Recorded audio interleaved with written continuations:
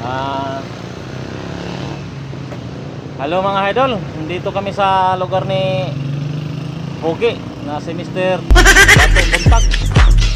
Ito yung lugar niya. Ito yung pinagmamalaki niya. Yan.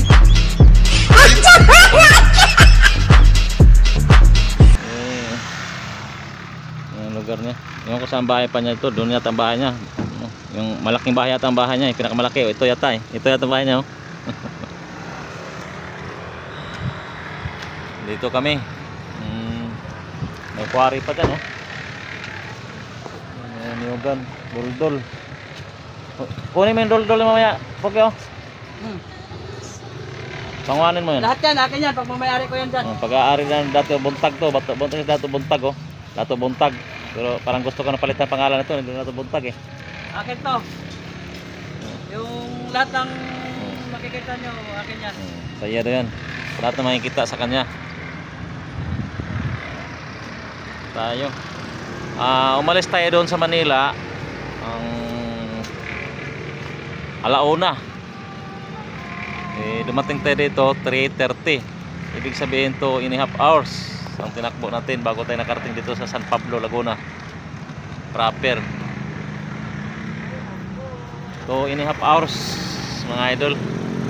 Ito lang ang sasakyan. Ito lang natin sasakyan.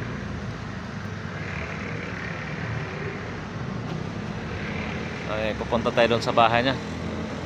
Alamin natin bahay niya, kung saan ang bahay nito, Mr. Pogi na ito, si Dato Buntag.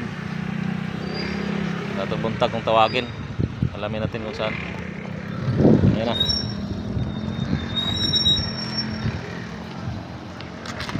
Saan ang area na yan? Oy, masagasaan tayo dyan.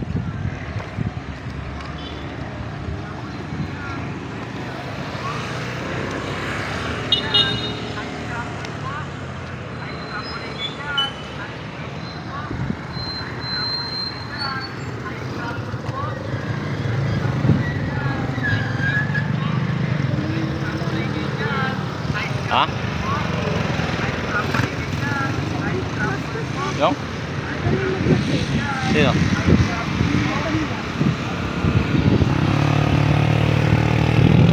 Dito tayo mga idol sa Laguna.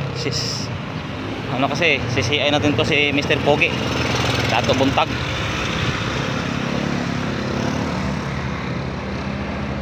Tayo.